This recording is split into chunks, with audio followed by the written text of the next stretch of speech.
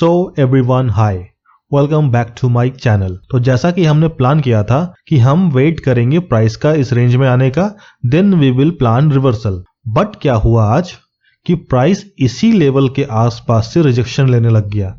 First rejection, second rejection, third rejection. तो इससे हमें क्या पता चला कि सेलर आज स्ट्रांग उतने नहीं थे, और जैसे ही मार्केट यहां से रिवर्स किया हमारा एंट्री यहां पे ट्रिगर्ड हो गया। हमारा एसएल इस रेंज के नीचे था, और उसके बाद अगर आप देखोगे हमारी एंट्री ट्रिगर्ड होने के बाद मार्केट इतना लंबा कंसोलिडेशन मोड में चला गया। तो जो बिगनर ट्रेडर ने यहाँ पे एंट्री ली होगी उनके लिए सिचुएशन वेरी डिफिकल्ट था होल्ड करने के लिए अपने ट्रेड को। एक पल मेरा मन खुद किया कि मैं इस ट्रेड से निकल जाऊं, मुझे मन किया कि मैं अपने कॉस्ट टू कॉस्ट पर निकल जाऊं, लेटर एंट्री प्लान करेंगे। But my risk management doesn't allow me to exit the trade, और इस कंसोलिडेशन को होल्ड करने के बाद एक बढ़िया मोमेंटम हमें मिला है।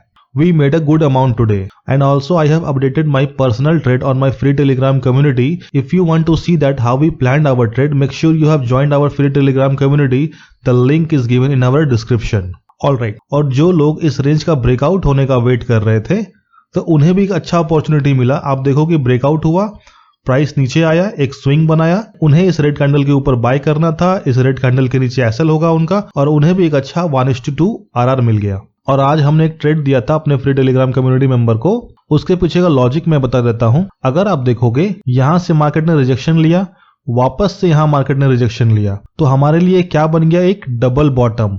जब ये प्राइस नहीं बनी होगी तब हमारे लिए क्या बन गया, एक डबल बॉटम। तो हमने इस रिजेक्शन कैंडल के ऊपर एंट्री ली और हमारा टारगेट जो था वो इस स्विंग तक का था। बट क्या हुआ, यहाँ पे 1:1 मिला, प्राइस रिवर्स कर गई। Although we have booked 1:1, but I am personally not satisfied with this trade. अगर आप देखोगे यहाँ कि यहाँ पर डे लो का ब्रेकडाउन हुआ, ब्रेकडाउन सस्टेन नहीं कर पाया, दूसरा बार भी ब्रेकडाउन हुआ, फिर सस्टेन नहीं कर पाया, तो यहाँ से कन्विक्शन मिल गई कि अब तो प्राइस यहाँ से ऊपर जाएगा ही। बट अगले ही पल क्या हुआ, 1:1 मिलने के बाद प्राइस रिवर्स कर गई, because the logic of this trade was quite good.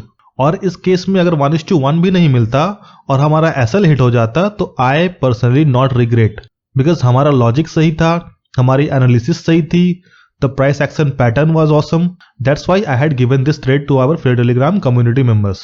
Any which ways let's move on. तो चलिए कल की लेवल्स की बात कर लेते हैं। पहले चलते हैं हम लोग डेली टाइम फ्रेम पर कि डेली टाइम फ्रेम पर महाशय बैंक निफ्टी क्या कर रही है। तो अगर आप देखोगे यहाँ ऑल टाइम हाई पे क्या बना है, एक डोजी कैंडल।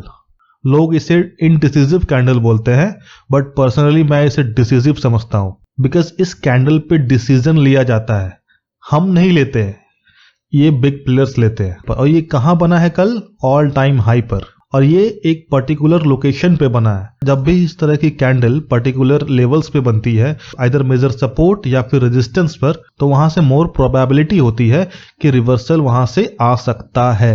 बिकॉज हम सोचते हैं कि ये इनडिसिसिव कैंडल है, बट इस पे स्मार्ट मनी ने डिसीजन बना रखा है। तो अगर मार्केट में इसका लो टूटता है और मार्केट कंटिन्यू करता है तो हमें कुछ दिनों के लिए रिट्रेसमेंट या फिर बेयरिश साइन देखने को मार्केट में मिल सकती है। Don't think that this is a indecisive candle. इस कैंडल पे परफेक्टली डिसीजन ली गई है।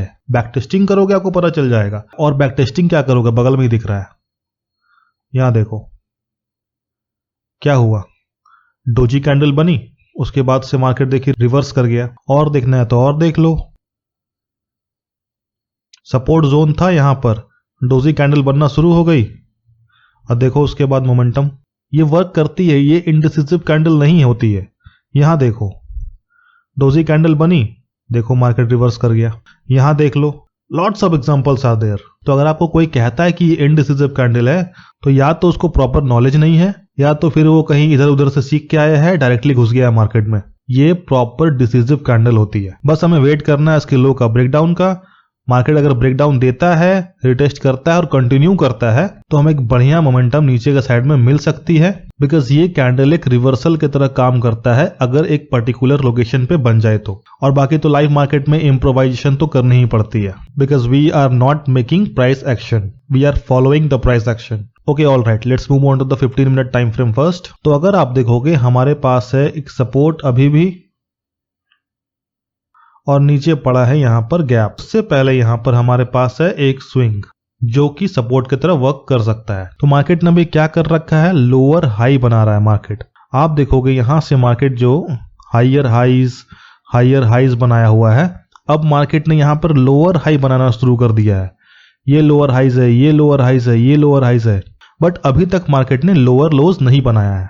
और जब तक मार्केट लोअर लोज नहीं बनाता है तब तक हम लोग कह नहीं सकते कि मार्केट में एक डाउनसाइड मोमेंटम आ सकती है। पॉसिबिलिटी है कि यहीं से मार्केट रिवर्स कर जाए, बिकॉज मार्केट ने यहाँ बेस बना के ब्रेकआउट दिया है, वापस बेस को रिटेस्ट करने आ रहा है। देयर इज ए पॉसिबिलिटी कि कल मार्केट गैप अप ओपन हो जाए, बिकॉज मार्केट ने इसी बेस पर क्लोजिंग दी है एज पर द रीटेस्ट। तो एनीवेज कल की प्राइस एक्शन का कल देखा जाएगा, बट हमारा जो काम है वो तो हम लोग करेंगे, हमारी लेवल्स प्लान करेंगे।